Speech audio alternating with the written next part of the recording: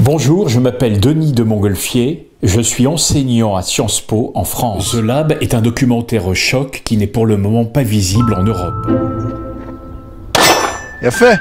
Il explore deux tabous en Europe, les ventes d'armes et Israël. The Lab raconte avec des témoignages de hauts gradés d'Israël une implacable mécanique. Israël invente et fabrique de nouvelles armes, il les expérimente sur les Palestiniens, puis les vend dans le monde entier avec le label « Armes ayant déjà été testées ». Pourquoi les armes israéliennes sont-elles si demandées? La technologie de ce pays est parmi les plus avancées au monde. Quand Israël vend une arme, elle a déjà été expérimentée. Cette expérience fait marcher l'économie? Ça rapporte des milliards de dollars au pays.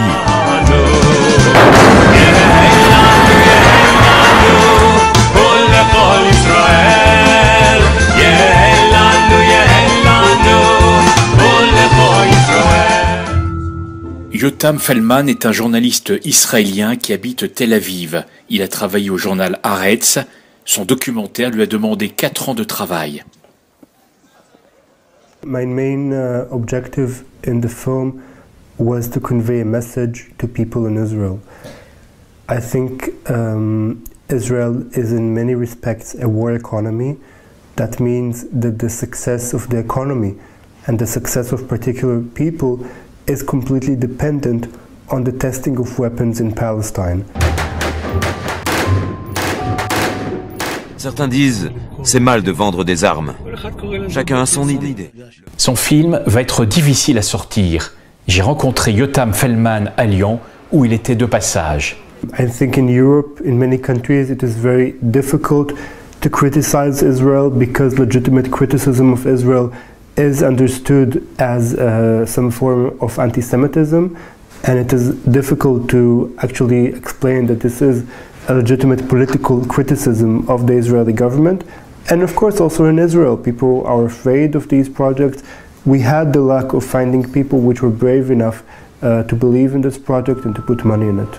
But it is more important for me to show that people feel some easiness about this linkage between economic success and the testing of arms on live subjects. And I think in Israel it has to do with the fact it is not so often discussed. La question que pose ce film, Israël qui vit de l'argent de ses armes, a-t-elle intérêt à faire la paix? L'armée israélienne a tiré à balles réelles contre des manifestants à Gaza hier. Vous assumez le bilan Israël? Regardez, je regrette beaucoup pour chaque être humain qui est décédé. N'importe quelle est sa nationalité, même s'ils sont des terroristes, 55 terroristes viennent vers la barrière pour essayer de passer dans le territoire israélien. Les 55 Palestiniens tués hier par l'armée israélienne sont des terroristes? Ils sont tous. Et... Il y avait 8 enfants, dont un bébé. Est-ce qu'on peut accepter, est-ce qu'on peut considérer que le droit à la sécurité d'Israël, que nous reconnaissons et que nous garantissons, la France a toujours été d'une clarté formidable sur ce sujet, est aussi un droit au massacre des populations palestiniennes. C'est un massacre qui a été commis par les troupes israéliennes. Quand vous tirez sur des citoyens, sur des Palestiniens, des enfants, des femmes désarmés, ça s'appelle comment? Ça s'appelle un massacre. Vous savez, en matière internationale, si vous ne nommez pas, vous perdez la boussole, vous perdez le nord. Il faut dire, et la diplomatie française, si elle perd sa capacité à nommer, elle perd ses dents, elle perd sa crédibilité. Une fois de plus, le risque pour nous, c'est de n'être plus qu'une variable d'ajustement dans le camp atlantique, de ne plus compter.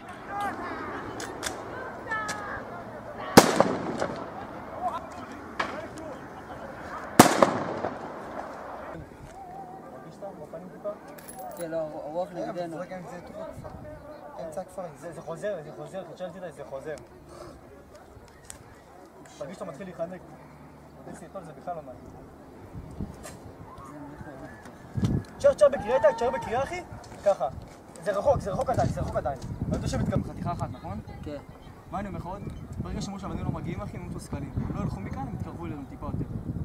זה מה לבן רטו היה אמיץ טיפה, התקרב יותר. עכשיו ככה, חכה שהוא יתקרב, אל תירא. אנחנו מרחיקים אותם ממש ככה. צריך לעשות פגיעה אחת טובה. הם ידעו יותר לא איזו כוונה.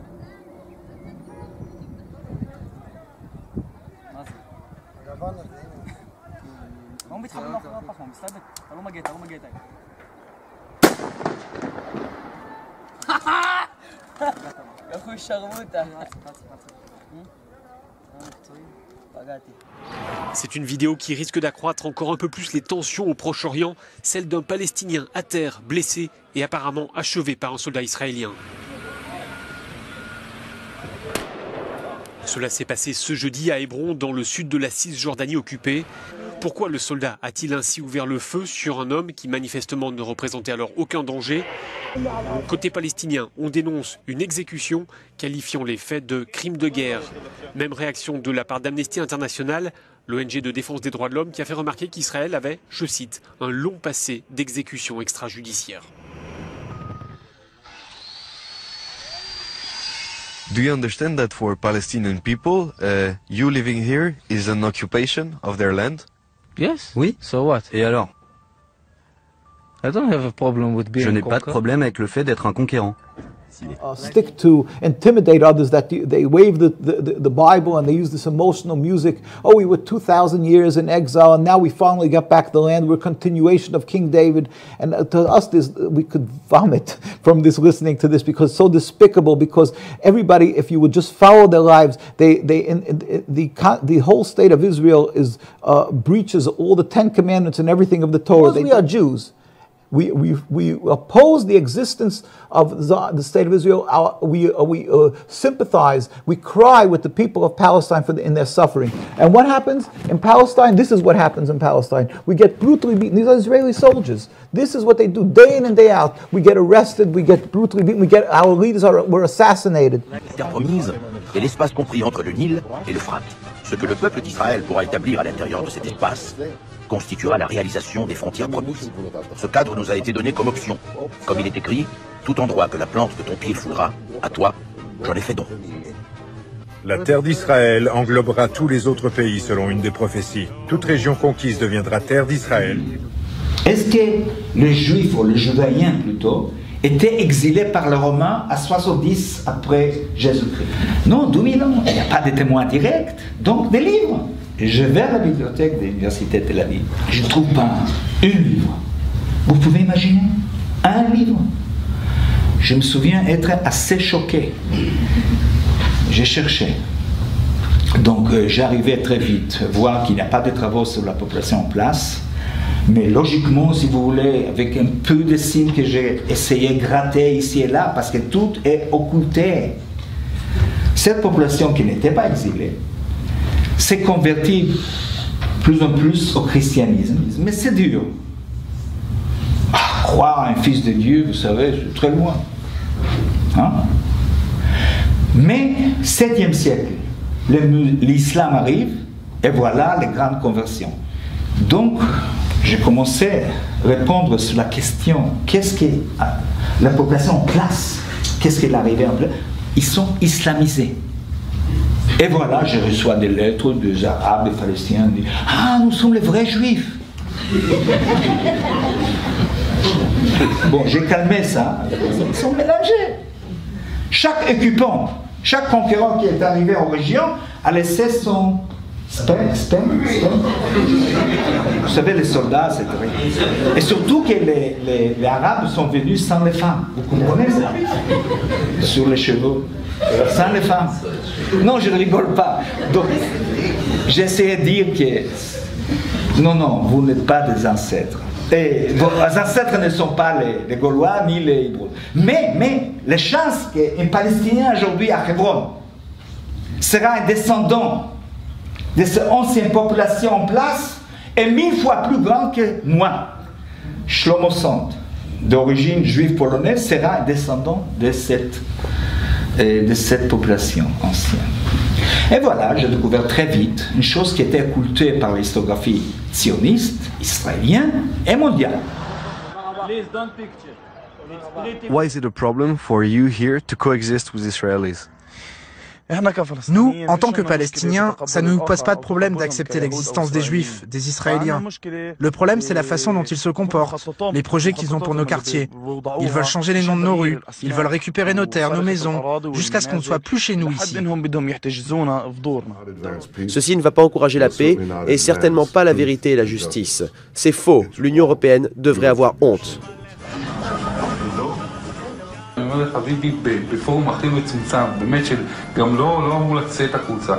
יש לנו הרגשה שכולם מדברים איתנו כשהם מחוץ לתפקיד, שמגיעים לתפקיד, נופל עליהם איזה כתר כזה שממסמר אותם לאיזו התנהגות שונה. הוא רוצה למשוך אותו, שהוא ידבר. קודם כל, לתת להם מכות, לא רק מכות כל כך מכירות. שהמחיר יהיה כבד מצוא, כרגע המחיר לא כבד מצוא. התקפה רבת היקף, המרשות הפלסטינית. נביא אותם לפחד שהכל מתמוטט. זה מה שנביא אותם רגע, אבל אז השוק מהעולם יגיד מה, אתם כובשים? אתה לא מפחד מהעולם, ביבי. במיוחד היום עם אמריקה, אני יודע מה זה אמריקה. אמריקה זה לא שאפשר להזיז אותו בקלות, להזיז לכיוון הנכון. Refuse to make it as a religious conflict. Nothing to do with religion. On the contrary, the Muslims and the Arab people were for us our friends and our patrons, the ones who protect us and provide a safe haven. And they should not be full victim of this evil movement of Zionism. With God's help, if you will remove this impediment to peace, Zionism, a relatively new ideology, so 100 mere years, then the Jews and Muslims and Christians were living for hundreds and hundreds of years, and it was never a problem. הבאנו שלום עליכם, הבאנו שלום